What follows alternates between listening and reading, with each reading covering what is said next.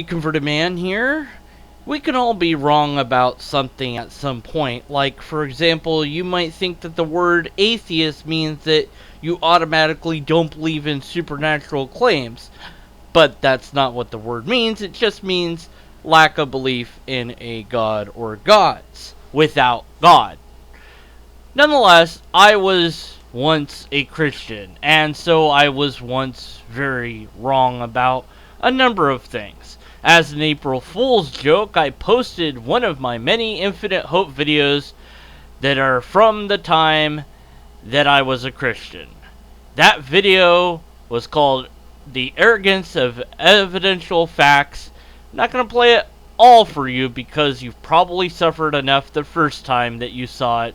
But I'm going to play clips from it and then tell myself in the past how wrong I was, even though my past self can't hear it. Whatever. Here we go. Evidential fact has a certain arrogant tone about it. Look, I have evidence that this is. Therefore, it's better than not having evidence. I'm right and you're wrong because you don't have evidence.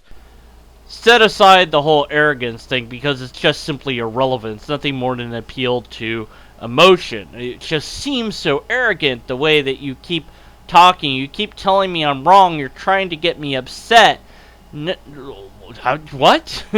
Even if it's true, it's irrelevant. And how do you know I'm trying to get you upset? I'm just presenting the evidence. I'm presenting the facts. I'm telling you where you went wrong, and you're flying off the handle because you think you're right, even though you're not right.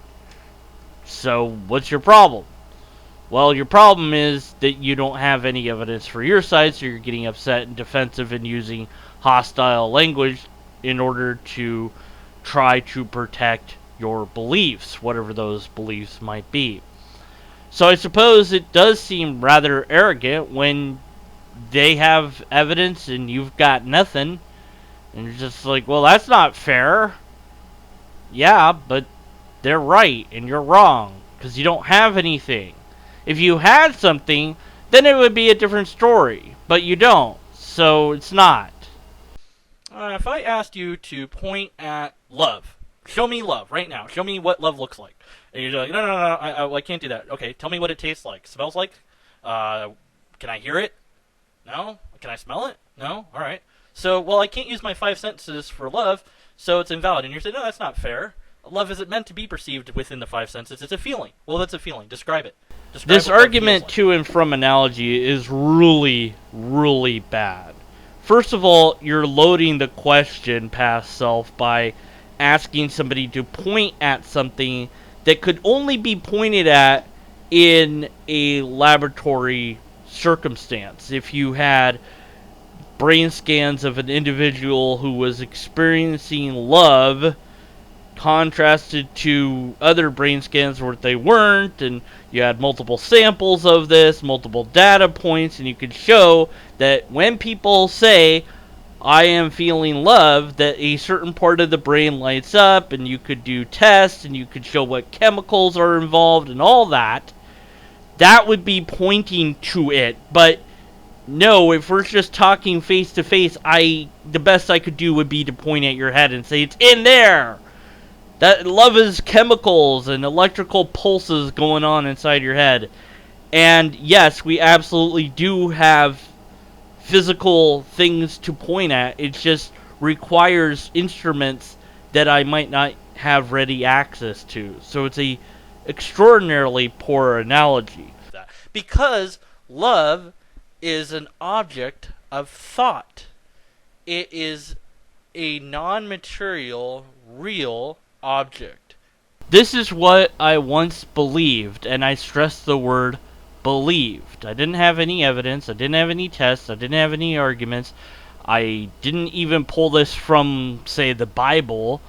I didn't pull this from anywhere. It was just what I came up with as what love is. It is some sort of nebulous thing that's a product of the mind but is immaterial. No, it's not. It's very material. It's chemicals and it's electrical pulses. Those are materials of a sort. So, no to that. Love is reducible down to a materialistic construct. And that's unsettling for many. But that's what the truth of the matter is. I had no idea back then what love really was. You can't prove that love exists. You can't demonstrate that love exists. And you're wrong, past self. You can demonstrate that it exists empirically with tests and stuff. So, no to that idea. Moving on, skipping all the parts where I talk about love more to the next example. Same thing with music. Can't prove that music is real. You can't explain why people respond to certain music and other people respond to other music. Well, yes, you can prove that sound exists. The music might be a little bit of a different story. Music is a concept that exists in the brain. Now, that might be what I was going for, but I had no idea about concepts that are just concepts that exist in our brains and nowhere else. They don't exist out here with the rest of us. Letters, numbers, music, words, triangles, lots of universals of all sorts. These exist as ideas, but they don't really exist out here with the rest of us. We could talk about them, we can write them down, we can explain them to each other, but ultimately, they are just concepts. The word triangle refers to a concept. Try to draw a triangle. The only sort of triangle you can draw is a particular triangle, not the universal concept of triangle, but yet you all understand and comprehend triangle. It's a universal idea. It doesn't exist anywhere except in your mind. When you start to draw a triangle, it has to be a particular. I had no idea about universals and particulars back then, and it's a fascinating thing to learn, and I would encourage all of you to learn about universals and particulars. As far as explaining why people react to music or not, that might be harder, but it is something that I think could be done via psychology, via different preferences, things like this. And even if it was true that we just couldn't explain it, it's nothing more than an appeal to ignorance. Well, what does it mean that we can't explain why this person likes this music and this other person doesn't like the same music? It doesn't mean anything. Tastes are different. It's subjective. It's irrelevant. Who cares? It doesn't mean anything.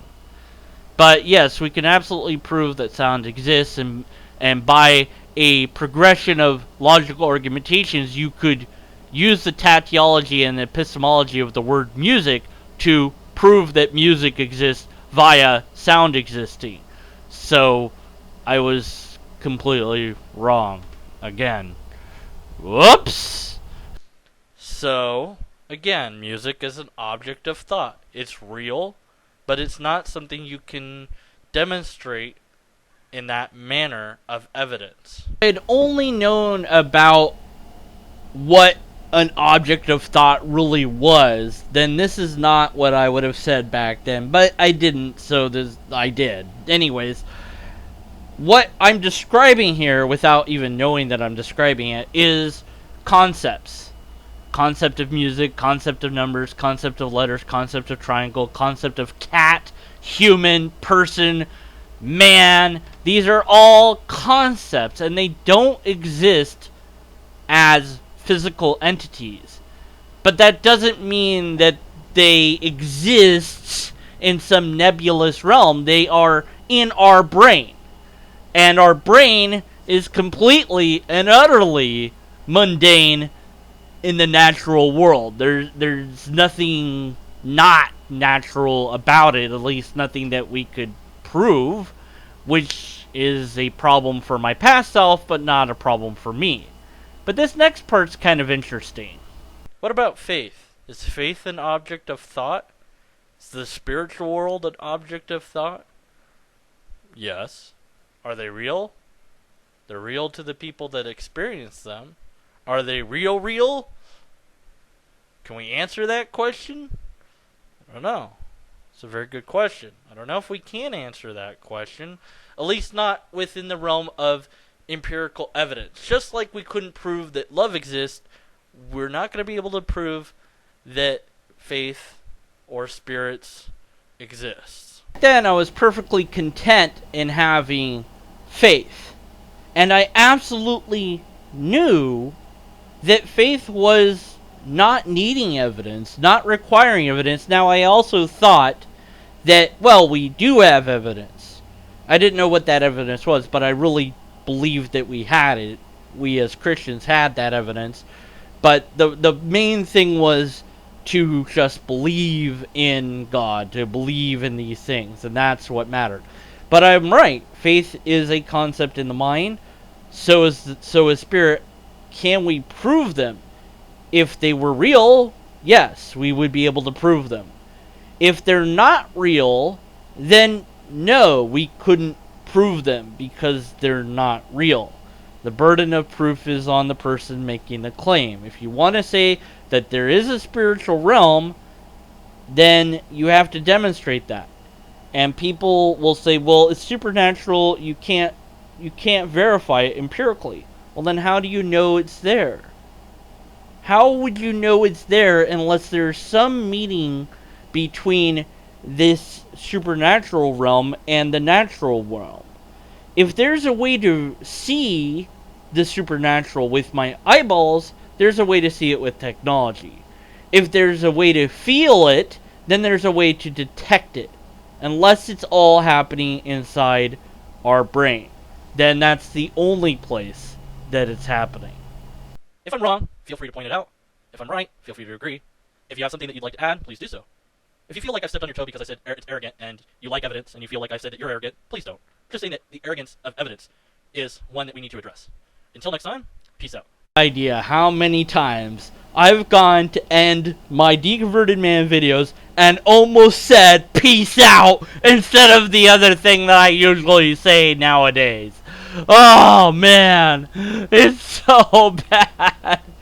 Oh, it was my sign off, but at any rate, love is provable, music is indirectly provable.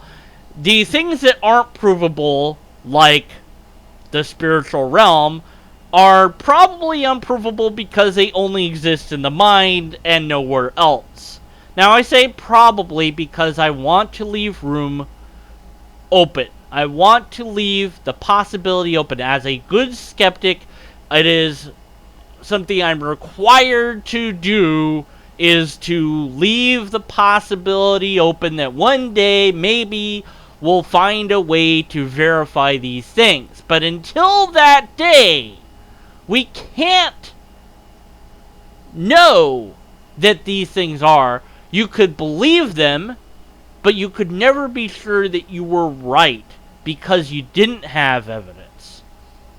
And the arrogance is not in having evidence. The arrogance is in believing that you're right, asserting that you're right, and thinking that you're right, and that's what really needs to be addressed. Be willing to be wrong, which I sort of was, but I kind of wasn't back then. I'm now far more open to being wrong, and I try to enjoy being wrong because then it means I learned something. But as far as the spiritual realm goes, we don't have any empirical evidence, as my past self agreed with. There's no test to run, and there's no logically coherent argument. And unless and until we have one of those, we must continue to be skeptical of the conclusions. Until next time, peace out. Oh, bleep it!